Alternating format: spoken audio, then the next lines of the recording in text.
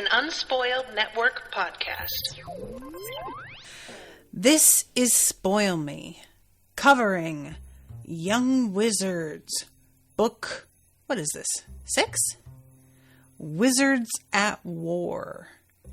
Chapters, the rest of 6 and 7.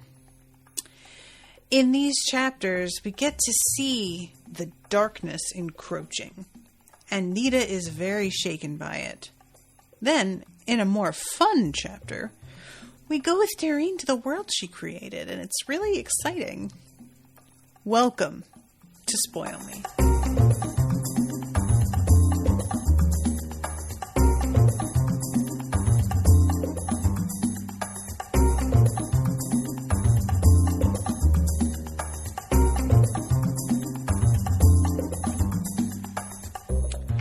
Welcome to the show, everyone. I am Natasha. Thank you so much to Yama for commissioning this episode.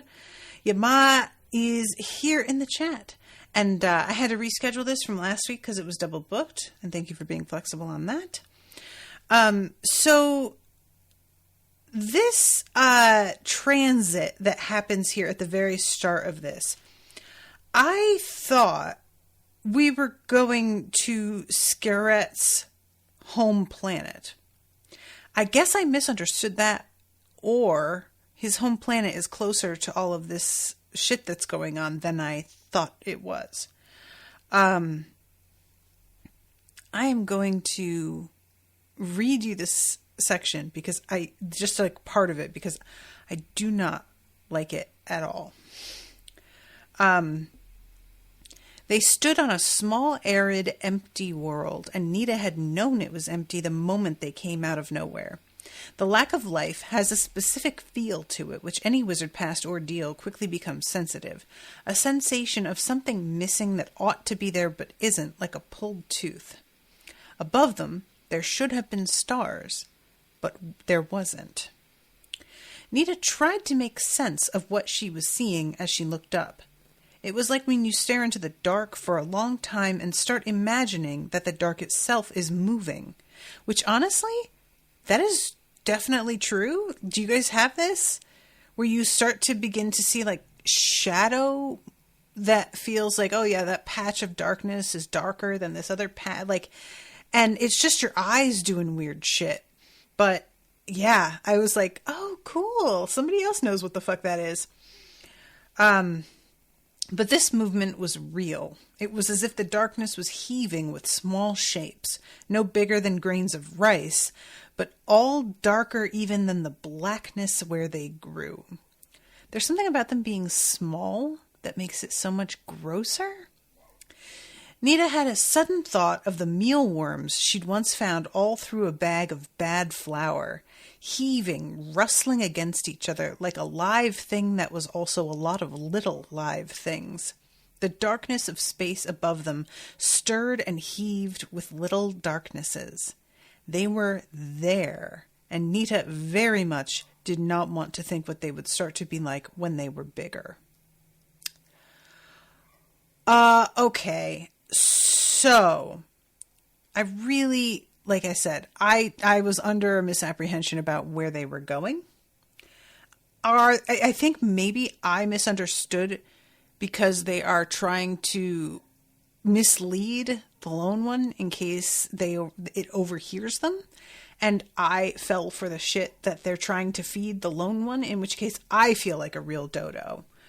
But also, apparently, their plan is working, so good for you. And there is this moment for her where she almost feels like she's going to throw up in response to this.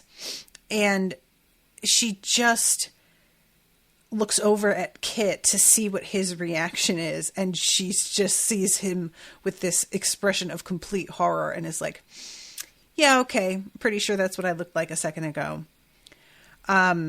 She wondered how all the wizards there were could possibly stop such a thing. And we don't even have all the wizards there are. Old age and experience can beat youth and power every time, Dad always says.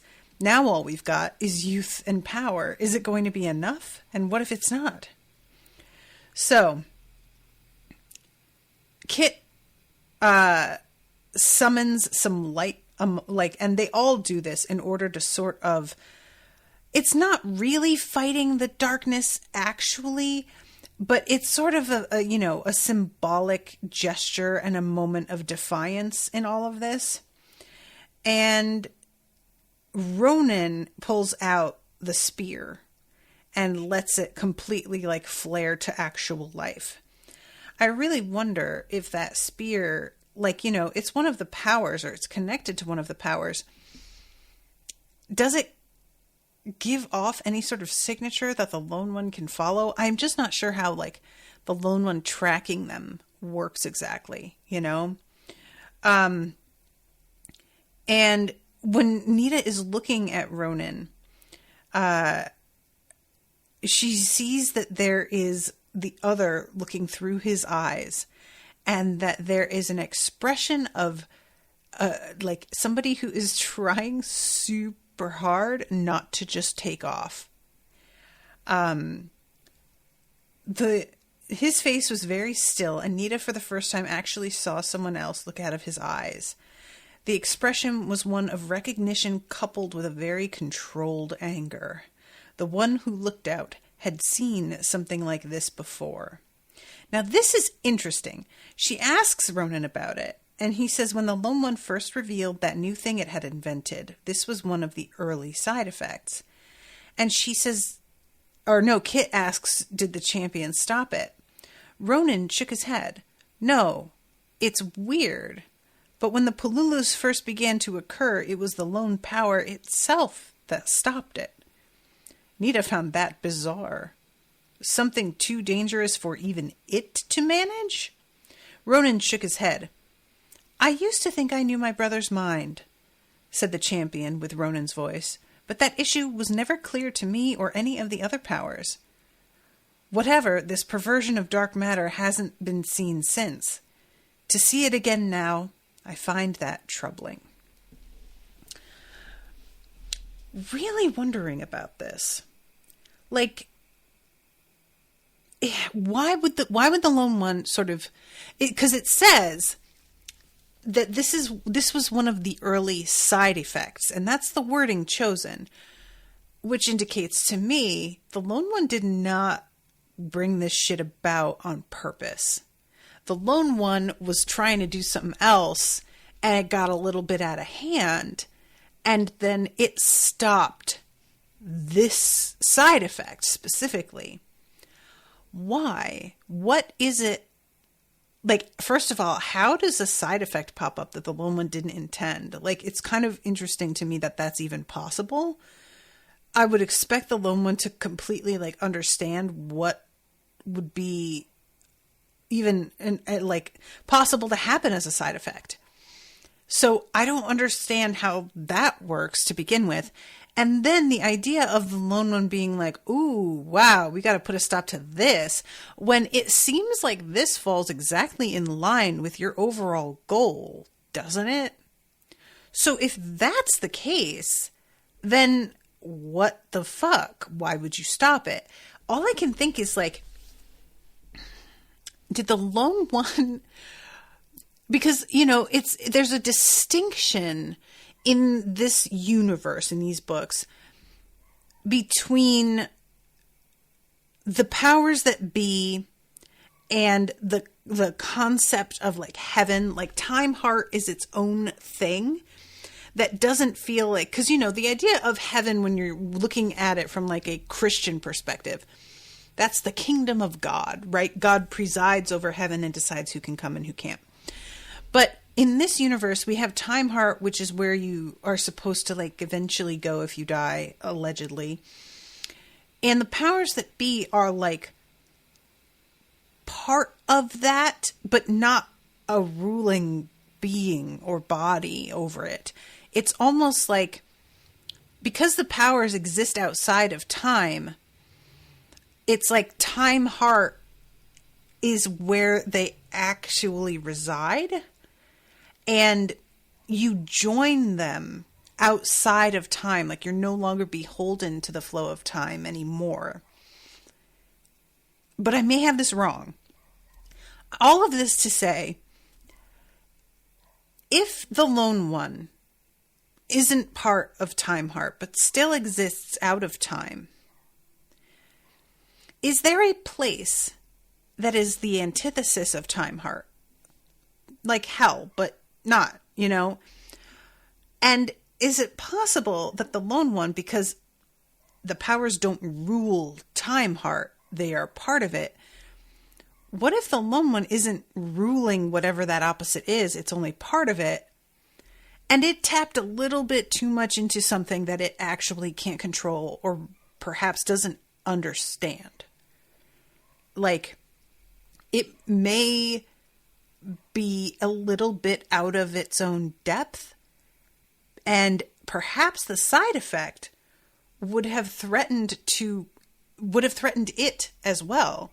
Because part of the thing that the Lone One wants is to cause entropy to take over everywhere so that it can enjoy watching the destruction and ambivalence and, you know, essentially what it wants is the delight of watching the powers that be fail. It wants to see their design broken and ruined. Maybe these things would have caused its own destruction, and it wouldn't have been able to sit back and enjoy anything because it would have been eaten up also. Like, this may be a threat greater than a power because it's matter or something that's like kind of beyond that. Like, it's, you know what I mean? Like, matter isn't even the right word I want. That's the only thing that I can think is that the Lone One created entropy, allegedly. What if that's not actually true? What if entropy like existed and the Lone One tapped into it and brought it to the world? But there were leaks and more came than it intended. Like, it was supposed to be a controlled empathy or entropy where it could cause selective destruction in a way that would be fun. But this is an amount of entropy that it hadn't intended, which would cause the complete collapse of everything way too quickly. I don't know. That's like the only thing that really makes sense to me. And I just don't, otherwise, like, this is a whole other kettle of fish, and I don't know what to do about that. It's just the fact that it's a side effect that I find really intriguing. Just the idea that there is some kind of magic that the powers and the Lone One don't, like, understand. This is a power saying that it also doesn't get why the Lone One did what it did, and none of its brothers or sisters have been able to figure it out either. I mean, we're talking about some shit that happened literally at the beginning of fucking time. And since then, nobody has been able to put together a theory. That's really weird and extremely unnerving, because that means that the Lone One has to stop it again. That sounds to me like they're going to have to work with it. They are trying to avoid getting the Lone One involved and function without it knowing where they are or what they're doing. And if the powers couldn't stop it and the Lone One stepped in and did it, I wonder if they're not making a mistake keeping the Lone One out of this. I'm saying this all with like because the champions says when it first began to occur, it was the lone power itself that stopped it. So I'm saying it's not really fair. I was saying, like, if the powers couldn't do it and the Lone One had to, but the powers don't, like, this one doesn't say we couldn't. It just says that the Lone One is the one who took care of it. That said, we know that Carl and Tom have been talking to the powers, and the powers don't know what to do. So I'm going to assume that was what happened. The Lone One was able to stop it, and they weren't. So it feels to me like we have to talk to the lone power. This is a conversation that has to happen. And considering the fact that Tom and Carl were so like, I don't think it's the lone one. I know you guys assume that, but I am not certain that's what's happening. I don't know if they knew this information already or if they had heard something else. Maybe the powers told the same story to them, but they seemed to be aware that the lone one isn't, like, I don't know.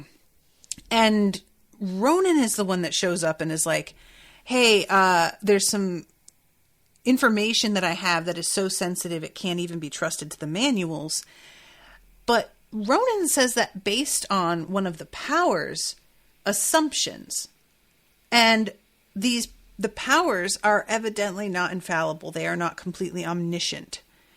They don't know everything. So perhaps this power is mistaken. Perhaps this power is offering caution where it shouldn't, because it's actually, that's not the threat they're dealing with. So Nita asks Paunch if he could get them out of here a little way. And Paunch just says, I'm tired, and sits down and puts his head on his paws. And Kit's like, all right, why don't we just like put up our pup tents and get comfortable in there, and we'll eventually be feeling better.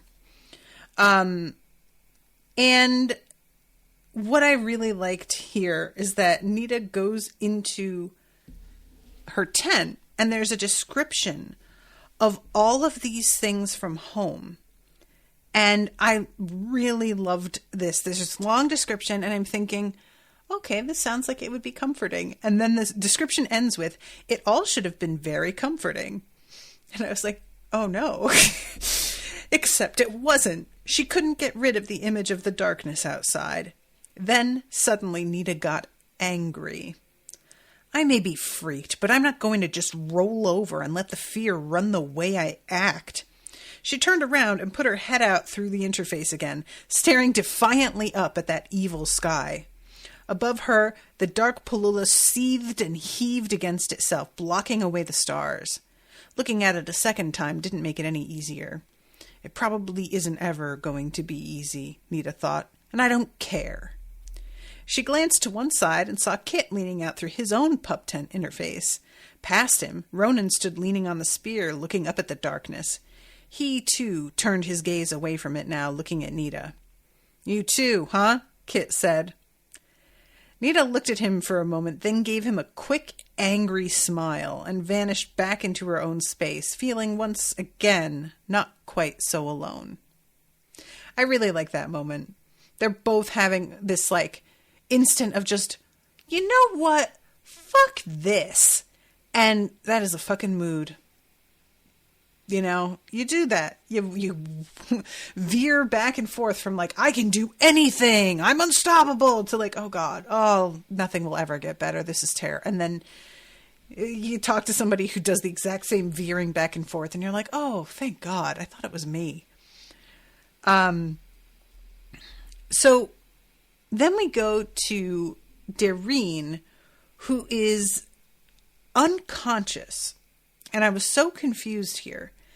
Evidently, this happened due to their, like, travel. But I just had this, like, moment of, wait, what's going on? I got very lost here for a second. And I didn't realize where they were heading. And it was mentioned and I just missed it. Because I messed up the whole thing about where the other group was going. And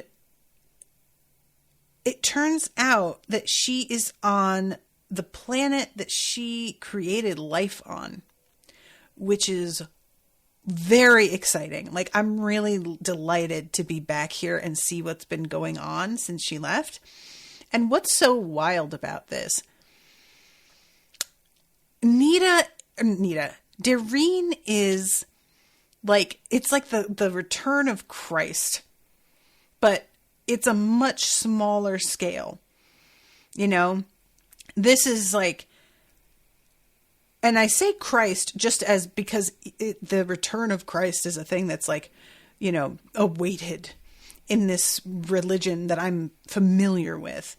I know that waiting for the return of or the descent of a particular deity is a thing in a lot of religions. And that's the thing. We have this idea that like whoever created us eventually will come back to retrieve us and bring us somewhere better, or will come down to improve our world, whatever. And it turns out that Dairine occupies that position in this universe, but in a way that's so much more practical and hands-on, and there's such a closer relationship, you know? Like in our religions where this idea is a facet of like an ongoing faith, the point of it is the faith because you don't know who the creator is. You have to trust in the histories that were imperfectly written by people that are dead and have been dead for thousands of years. And you have to just trust that they knew what they were saying and that what they said was accurate, and, you know. But with Dairine, people that she created, and I'm going to use the word people, still are alive, who saw her and knew her and have data on her. And like she has her continual connection to them still as well. So that's the thing that I find the most interesting, is that she's not mythical to them. She is a fact. They know what she did, and they have all of the data of what she did. And that is just wild. Like the idea of that is just a really weird thought. So it turns out too that this, travel, like not only is she unconscious, but she is extremely shaken, and she has a lot of trouble here with feeling like she's going to throw up, and she's extremely concerned about throwing up in front of Rashawn. And later on, when he wakes up, she thinks to herself, I'm not barfing 1 second before he does, which I really like. She just continues to be so annoyed with him. And I have to think that this is a result of being uncomfortable with the fact that she's like developing feelings for him, which he seems to be coming to terms with a lot sooner than her. Cause I think he seems more matter of fact, you know, but, yeah, so here's his, let's see. A muted roar of life lived at a 3/4 beat, rushing as quick and strong as a waterfall in spate. I'm back in circuit with the motherboard. It was an astonishing sensation after having become used over time to the faint rumble of trinary data that was normally all that reached Dairine down her linkage to the mobile's world. She also realized that her clothes had changed again, back to her t-shirt and jeans. So this is when he sits up and says that was not the usual sort of transit.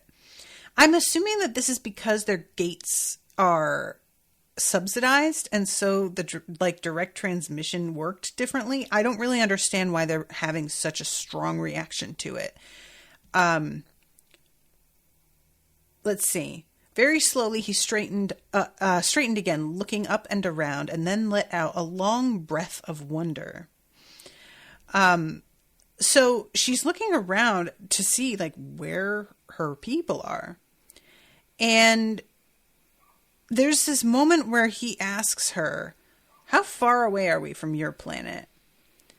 And she says, at least 40 trillion light years, maybe more, but I've never done the math. Rashawn stared at her in shock. Then we are over our universe's event horizon, he said softly. That galaxy there and the one we're in now, they would have intrinsic velocities faster than light.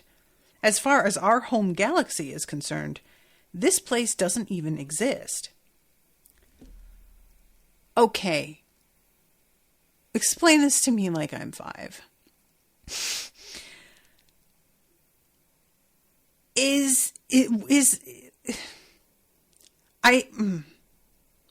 I keep feeling like I almost get it, and then it slips away from me.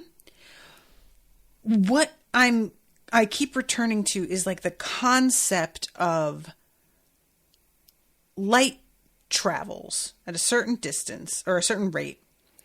And so, for example, you can look up at the sky and see stars sparkling in the sky that are no longer there, actually. We are seeing light that is still traveling from a star that died long ago. So what he's saying essentially, this place is so far off that from Earth, it doesn't even exist yet, because time is sort of linked to light in its way. Like, that's like the best I can do. And my brain just bends. The whole idea of quantum physics and all of this, like, I genuinely don't know how people hold these concepts in their minds, because it's so abstract that I just, it's like sand through my fingers. You know what I'm saying? And also I would like to mention too, the fact that we can look up at the sky and see stars that aren't there. I don't understand how anybody doesn't believe in ghosts. We can see the ghosts of stars, and that's a scientific fact. Why do we think we can't see the ghosts of people? It's a really weird disconnect to me. Light and energy do shit we don't understand because we are ignorant apes. So the idea that we just think we know that ghosts aren't real, get over yourself. We don't know anything. The whole concept of like the speed of light and the way that works is like, we just figured that out in the last like century and a half. How dare we? I just can't get over that arrogance. That makes me so annoyed. But anyway, I just want to state for the record, I did not get this. I tried. It doesn't really matter to the plot, but I wanted to get it. So this is when she is looking for, as she puts it, a welcoming committee. And nobody shows up right away. And she starts to be like, what is going on? And in the meantime, as they're waiting for somebody to turn up, she talks to Rashawn about how she chucked a black hole into the sun. And he notices that the flare pattern of the sun is really weird and asks about it. And she's like, yeah, that's probably why. And also she mentions the fact that when the sun was talking to us, I couldn't understand what it was saying, even though we were all working in the speech. The situations we have been dealing with have been unusual for all of us, and you were under considerable strain. Are you saying I couldn't cope with the stress? Dairine said. I seem to remember that you... Then she stopped, seeing his expression. Sorry, Dairine said, turning away. Sorry. Why do I have to bite you every time you say something that might be useful? Very quietly, Rashawn said, when you find out, do let me know. It's information I might find useful as well. So, this moment, they don't actually talk about why. The suggestion does start to be, you were under strain. And then he starts to say, if you. And I kind of thought maybe that this was going to be followed by next time you could try XYZ. He doesn't get a chance to say that.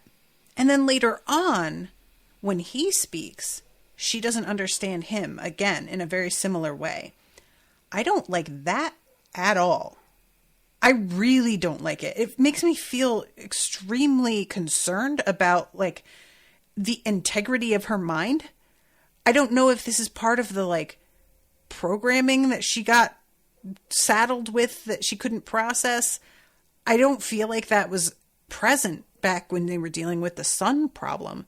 So I just have to assume something's going on with her personally, or I don't know. I genuinely don't. And it's it kind of freaks me out that after that spell, it doesn't I don't think she mentions to him again that she has this moment where she can't understand him. If it were me, And the speech is supposed to be so dependable. And now we're in the second time where I didn't understand what you were saying. This, for me, would be genuinely alarming, and I find it odd she isn't panicking more about it. I don't know. We'll have to get there, but... So, this is where... let's see. Dairine let out a long breath and got ready to drop to her knees and get in close circuit with the motherboard to send a message she hadn't thought she, of all people, would have had to send. Hey guys, I'm here. Anybody home? And then, just as she's about to do that, Rashawn is like, what is that? And she turns and sees this little being coming toward her. And I love this so much. It turns out nobody is here. This is Gigo. Jigo? Gigo.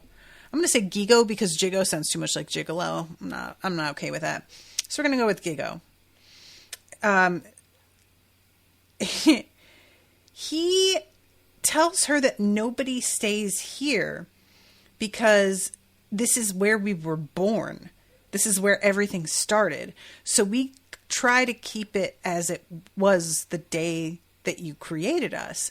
And he says we treat it the same way as you treat this. And he shows them the moon and how they try to keep the moon like tidy, essentially. And I'm like, well, part of it is trying to keep the moon tidy. Yes.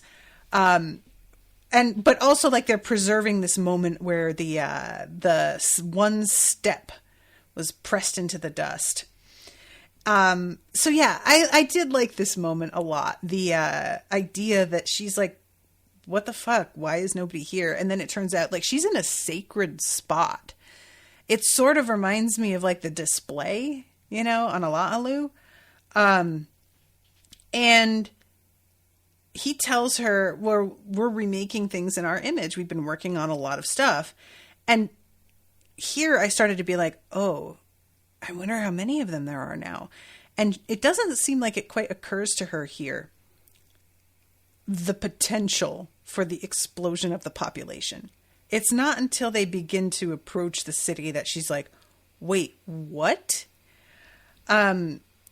So he says, if you'll stand over here, and he makes this like gate.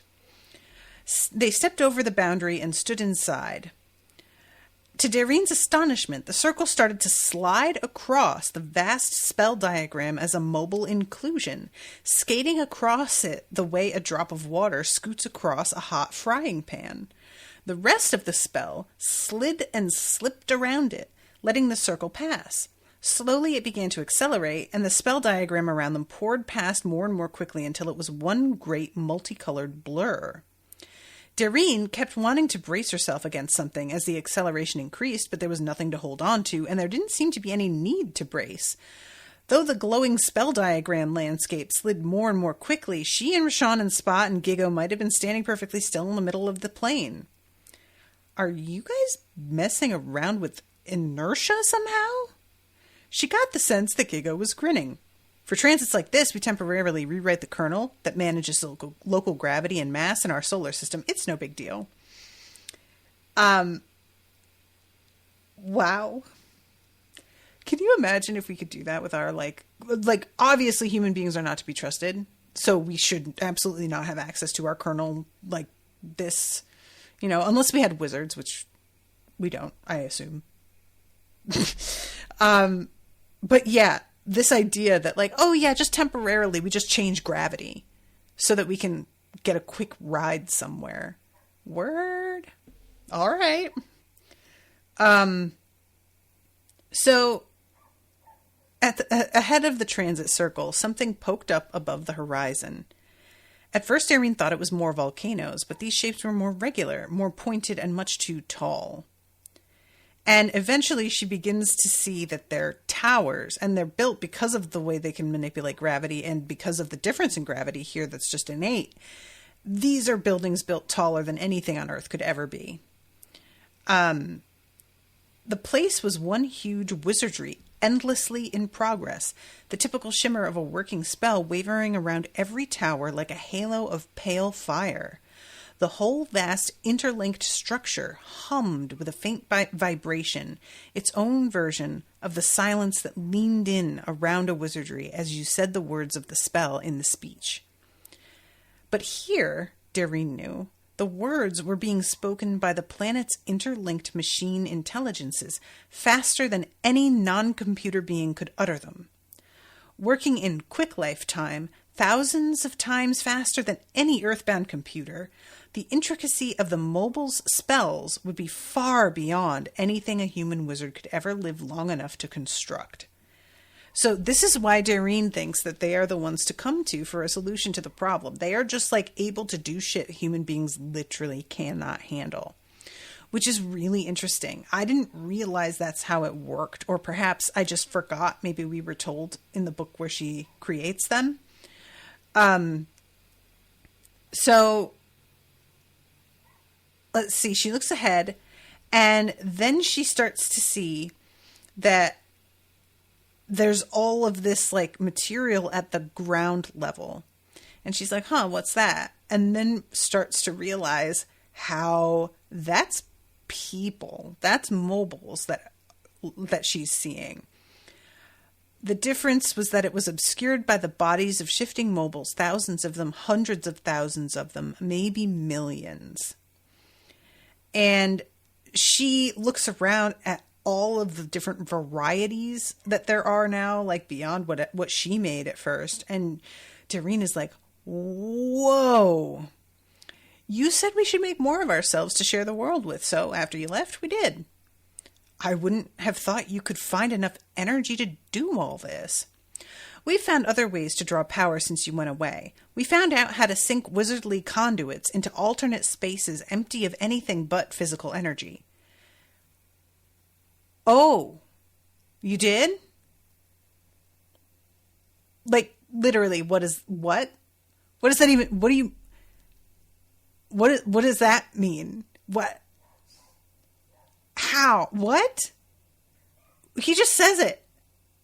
Now we have power that never runs out, and we've passed the conduit technology back to the powers that be. So, they invented something that the powers had never seen. I mean, it's understandable why Dairine is like, these are the guys to come to. I cannot. That is so OP. And I really enjoy Dairine's reaction to all of this, because it would be so easy to just get high on yourself.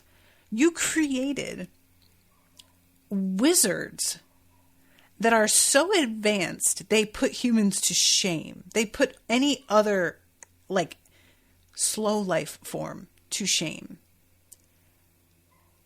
I wouldn't be mad at you if you were really feeling smug. And she doesn't. It's humbling. It's so much that she doesn't even like, she's like, this is no longer about me, you know? And that's a really mature place to stand. And that this is sometimes how I feel with Unspoiled, because people will try and tell me that, like, you know, I should have more confidence in myself. Look what you've built. And to a point, that's certainly true. But there does come a point where I'm like, I do my best, but I have happened to tap into people who are extremely wonderful and supportive, in large part by accident. It's just worked out really well for me. And there are times where I'm like, I don't even feel like it's about me anymore, which is a weird place to be, because I'm still continuing to make content. So it's not really like Dairine created them and left, and they just continued on without her. So it's not really the same, but I understand how it can be like something that you would think would make you feel more confident almost makes you feel smaller, because you're like, I just didn't know this could be like this. So I feel a little out of my element, since I didn't predict the result of my own creation at all. And that really throws into sharp relief how little I understand the world or understood the potential of whatever I was doing. It's just a weird, you know what I mean? Like, so, and she is looking around at the mobiles who've all gathered around her, and they are all welcoming her home, and she can feel this, like, they have a solid faith that is, like, unwavering that they're going to fix this darkness thing. They don't like it. They're upset by it, but there is no sense of, like, what if we can't do it at all? They're just like, oh, we'll manage this. We'll figure it out. It'll be fine. And Dairine started to fill up with tears and didn't care. Out here on the fringes of this universe's life, at the edge of the longest night of all, the mobiles she had created had made themselves into a lighthouse in the dark, the most distant home of wizardry and possibly the most powerful. She scrubbed her eyes dry and stood up straight. Beside her, Rashawn looked out across the tremendous crowd. And here I was telling you how to behave like a monarch, he said silently. Perhaps I spoke out of turn. I love this. Can you imagine, like, having a crush on somebody who you already know is, like, really talented, and then you go and see their, like, great work, and it's this? Like, you talk about being like, all right, you know what? You are so hot right now.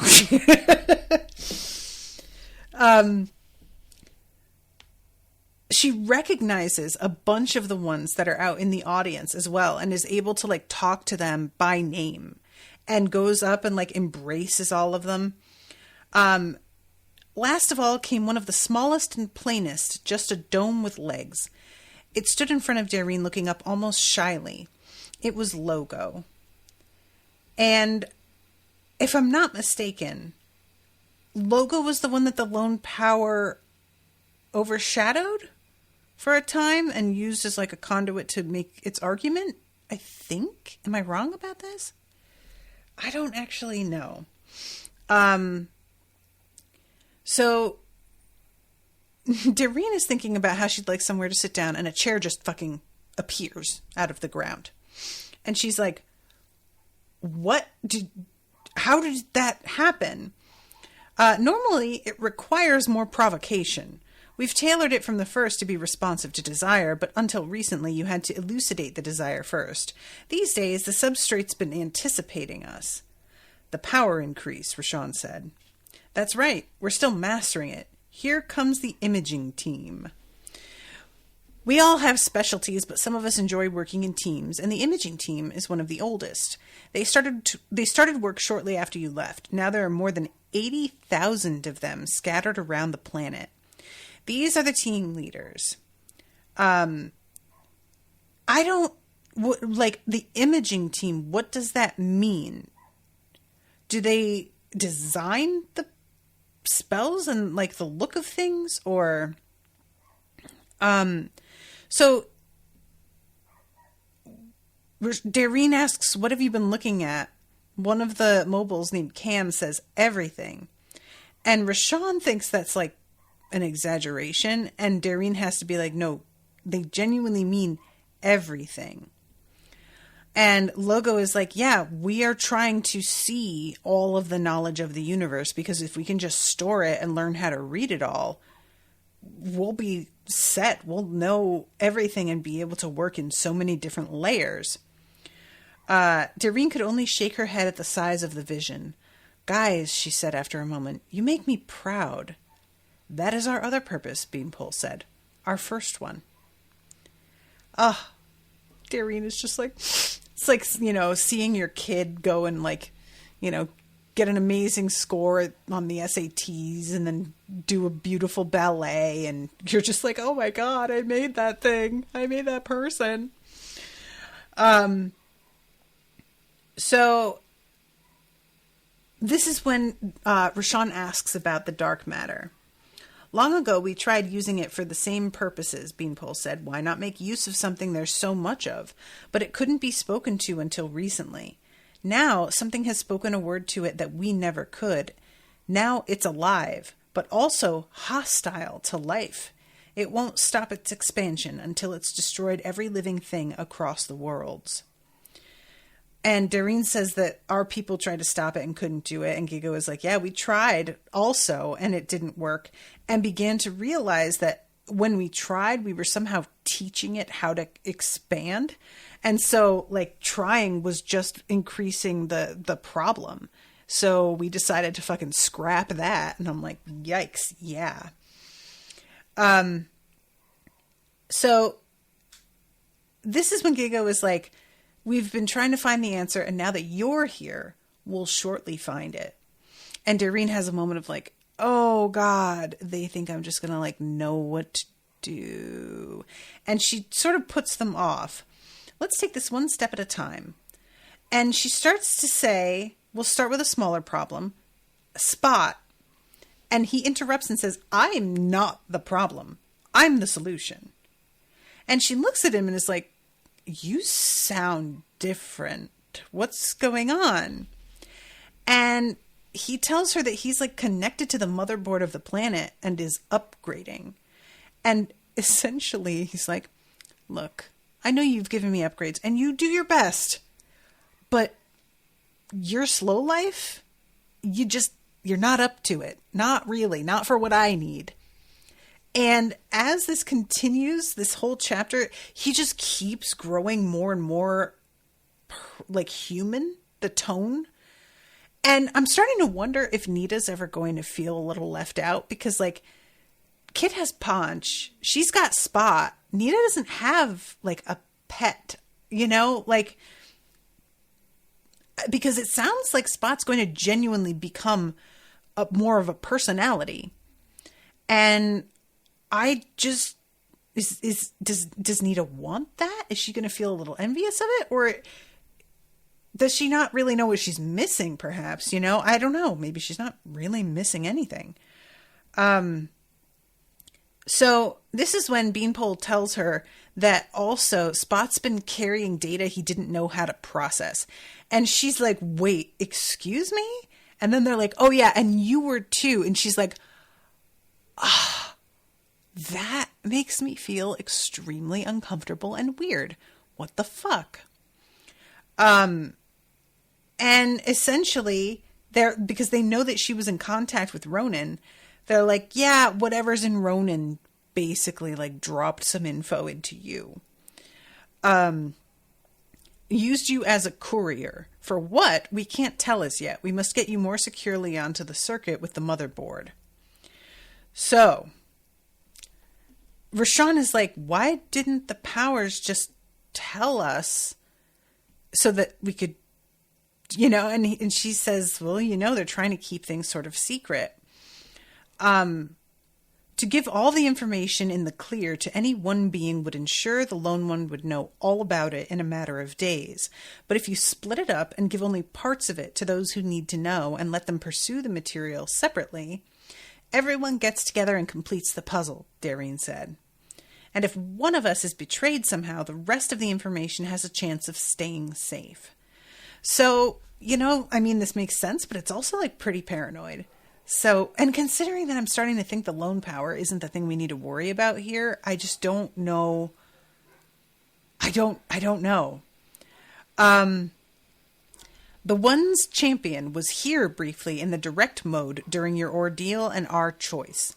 It's still here, integrated into the motherboard in a format like an avatar, but less covert.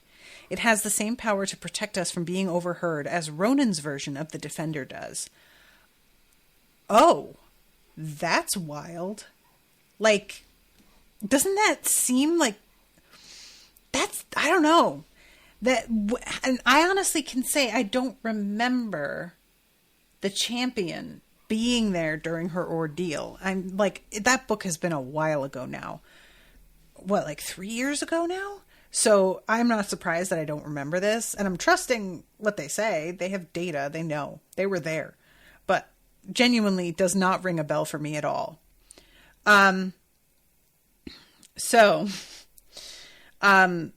The two of you needed to be here physically to make the transfer safely, Logo said. Now we can finish our preparations. And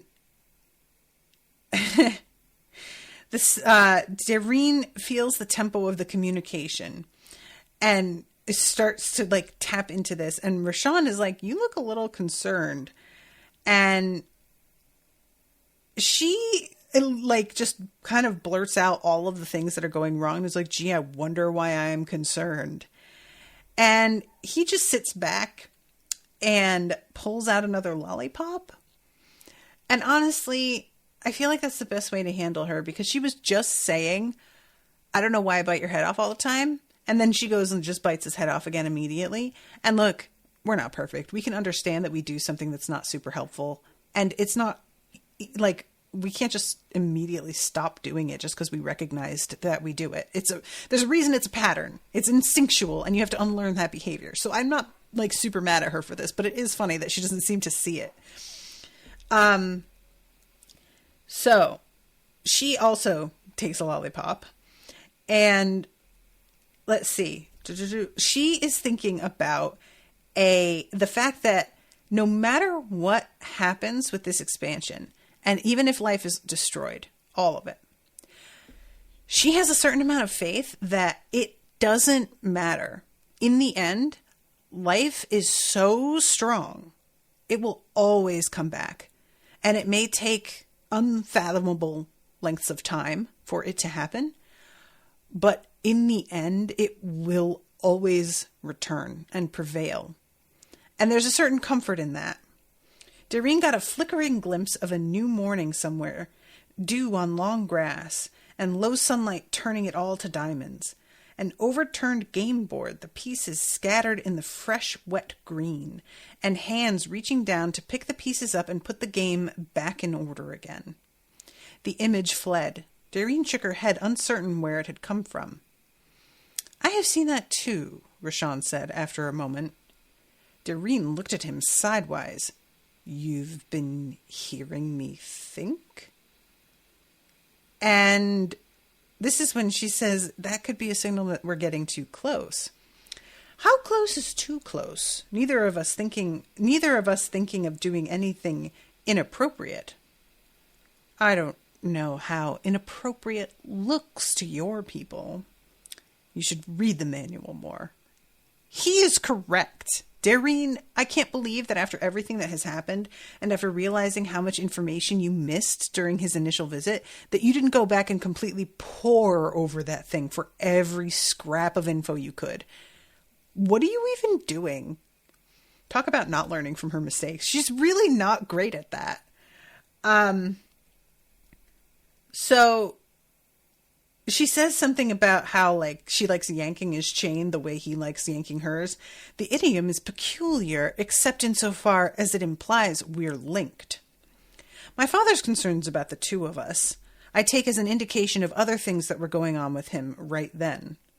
Wellichit are not moved to seek union bond with another until at least a third of the way along in our lifespan. I am nowhere near that. And you, if I'm right, would be only about a sixth of a way along as your people reckon time. And then she's like, that seems true. So are you cool with just friends? He gave her a sidewise look. For so high and honorable an estate, just seems a poor modifier to choose. If only all fucking dudes would take that attitude. I literally want to screenshot this. Here it is. I'm screenshotting it and I am cropping it to just about that spot. And I'm going to save this and I'm going to use it. Because, like, straight up, men act as if being just friends is like, I don't want that. I want the sex part. And if I don't get that, then what's the point of you? That's really the like impression that you get when a guy doesn't want to just be friends. It's like, just genuinely, they don't see women as people that they're capable of having friendships with. If there's not sex involved, they don't see the point. And it's a real indictment of men's attitude about friendship in a lot of ways. The patriarchy has made it so that men don't feel comfortable expressing their emotions a lot of the time. And that has led to like some stunted relationships and really backward ideas on friendship and a homophobia that has like a thread through everything. And it has led to this phenomenon that has been like talked about and documented a lot, where women have created these like networks of support that they can reach out to when they're going through something. And they feel free to talk to all these friends they've made.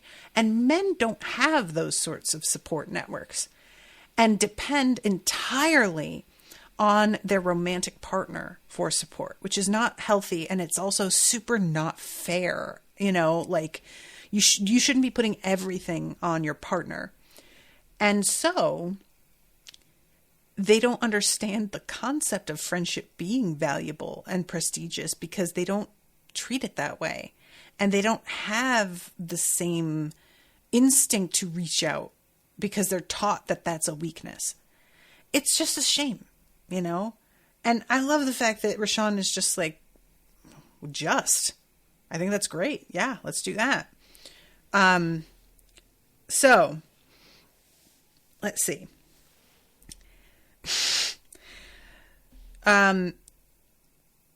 Oh, right. The business with my father did not go as I thought it would. I expected a great fight with storming and shouting. Then everything would have been over with, and in a short time we would have been set at rights with one another. But this calm complacence, it sounded nothing like the way he usually does. It troubles me. So I'm wondering if that is linked to the, like, you know, what's going on with Scaret's relative, for example. Just the whole, they are sort of losing touch with their concern and a sense of urgency. And Rashawn says, you thought I was so lucky to have a wizard for a parent, but you saw what he was like, and she says something about how, like, can I say that you were right without you rubbing it in? Perhaps. Next time I'll try. So they're ready to go here. And they set everything up, and Dairine connects, and she feels this jolt of power and is able to see from all the eyes of all of the mobiles around. And it's a really weird sensation because it's like sort of familiar, you know, but it's also, it's so exaggerated now because they have grown so much. They're literally and figuratively. And Spot is sounding more and more like person-like every time he speaks as well, which is throwing her off. So this is when they connect. Oh, right. And Logo asks Rashawn, what is that you bear? And he sees the stone around his neck. The structure is unusual. It needs to be a separate part of the spell. If you need a description of its physical properties. There, said Beanpole, indicating a newly appearing empty spot in the wizardry. A container for the collar bloomed there in the surface, a hollow sphere of pale filigree fire. I love this. He's like mid-sentence about like, how will you do it? And they've done it already. That's how fast they're going. And it doesn't seem like he knows what exactly this means. Like, or maybe he's just not sharing it. I don't know. So she sits down and connects. You've come back, the motherboard said to Dairine. You've come home, and you're much more than you were. Now Dairine started to feel the faint discomfort of someone being praised for something they haven't actually earned. But you are. No need to dissemble. I may be a mother, but you are mine. And you know that we never feel like we're enough for our children, whose job is to surpass us. Ours is simply to make sure they work hard enough at it that they feel they've earned it when it happens. There is something very beautiful about that. You know, there are moments like this make me understand a little bit more why people want children. It still doesn't really land for me. I don't think I'll ever truly get it, but it gives me a bit of a glimpse. And I'm like, oh, okay, maybe I see it. That's just never going to be a thing for me. I've come to terms with that. And Rashawn connects as well, and you can see that he is extremely impressed, but he doesn't really know how to say it, or doesn't want to say it. The power started to build. Dairine felt taps from this world into other universes open up, spilling unimaginable amounts of force into the wizardry. Time began to stretch as the mobile's perception of what was happening swamped her own. She started to see herself as the mobiles did, a life form seemingly frozen in time. This is the information the Defender left, the motherboard said. It can't be decrypted without breaking the container open. She reached out a hand. In this darkness all spangled with light, a hand of light reached out, laced fingers through the webwork of darkness surrounding the data, and pulled. It came away in her hand like a fistful of cobwebs. The mobiles threw a net of speech words around the silver bees. The light of the data ran down the strands of the net, particles shifting, moving themselves into a different order. Then everything went dark again. And now the information Spot was holding, Logo said. Distantly, Dairine saw another container's contents trying to flee into the darkness and then being netted and contained as her data had been. What a cool image. I cannot get over this writer. She is so imaginative and just doing wild shit. This is the sort of thing that makes me just go, why bother writing? Why should I? I'm just not original. I'm just not. And there is something to be said for the fact that all writing doesn't have to be original. It doesn't. There's plenty of stuff out there that's very tropey and it's still wonderful, but it just, you want to imagine yourself as somebody who's going to break brand new ground. And it's just sort of maybe that will never actually be true. The world came back. Dairine took a few breaths, stood up, and stretched. It felt like she'd been sitting in the same place for an hour, though she knew it had only been a matter of seconds. So then she reads the coordinates and is like, oh, these are to a person. This will tell us who has the instrumentality, the thing that'll save the universe. And she says we need an imaging routine. That one looks about right, Dairine thought. She glanced down at the set of coordinates burning just under the surface before her. Light blasted out and away from her through the surface, curving and twining away in all directions as long sentences in the speech etched themselves under it in living fire. She had a peculiar sense that someone else was in the spell with her. Not the motherboard, not the mobiles, not Spot or Rashawn, nothing living, or at least not with the usual kind of life. The feeling of sheer power astounded her. I'd forgotten it could be like this. The throb ran up her arms and into her brain. And she's like, there's a bit of me that's actually really, really enjoying this. Even though the situation is desperate and I shouldn't, I am. And I'm like, look, I'm not mad at you. You're human. That makes sense. Across the diagram, Rashawn knelt at his focus point, his expression full of the terror and exultation of the power that was suddenly his by virtue of his connection. She couldn't remember ever having seen so naked and open an expression on his face. And this is when she asks if he's okay. And there's this weird, sense of sound coming from him, but she doesn't know what it is that he's saying. And she says, no time for it now. It's some weirdness to do with him. We'll figure it out later. And I'm like, why do you think it has to do with him? You didn't understand the sun. You didn't understand him. It's you. It's some weirdness to do with you. It's wild to me that she's thinking it's about him. I mean, it makes sense because Dairine is just the idea that she's the problem, it does make sense. It would not occur to her. But a girl, get real. So she says the go word for the spell. And I'm running out of time, so I have to sort of speed this up. But essentially, they get all of this information. And she tells the mobiles to store it. And she comes out of this spell and she's tired, but she's like, this is not nearly as exhausting as it should have been. I can't believe how easy this was, really. She walked out of her circle to where the image of the tagged galaxy burned just under the surface. It's fairly close to our own galaxy. And this is when there's a couple words that pop up. What's this? Enthusiasmic, he said. You mean enthusiastic? It says enthusiasmic, Spot said. That's not a word. It is now. And what about the next one? Incorporation? So this is a word that didn't have a meaning until just recently? Enthusiasmic incorporation of the Hesper. Then Dairine blinked, and a moment later her eyes widened. That's not a word in the speech. No, but it's a word we know in English, or part of one. Enthusiasmic incorporation of the Hesper. She hurriedly bent down and picked Spot up.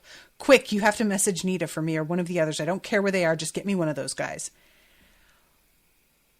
Hesper what? That does not ring a bell at all. Is this the word that was said to them at the very beginning of the book?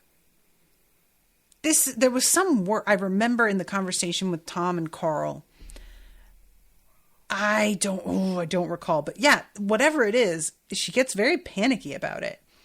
And Spot tries to reach out to them. And the message is refused because they don't trust where they are. They think that they could be overheard. And she says, I hate to spell and run, but we've got to find them right away because if they don't realize what they're dealing with, they're going to mess it up. And if it gets messed up this once, then the whole universe is screwed up forever. So it ends with, let's open a gate and get going. And that is the end of the chapter. Yama says, what word? I don't remember that. I don't either.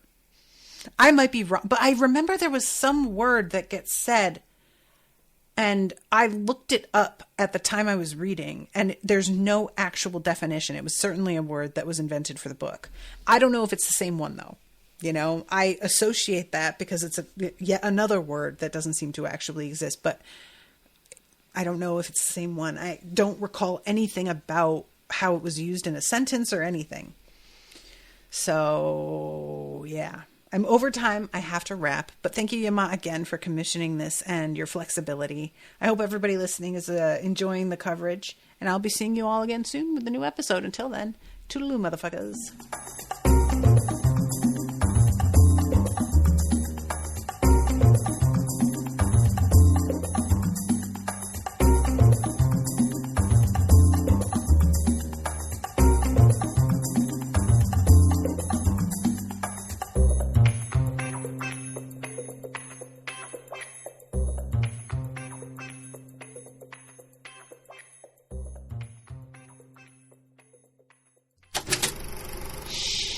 That was an Unspoiled Network podcast.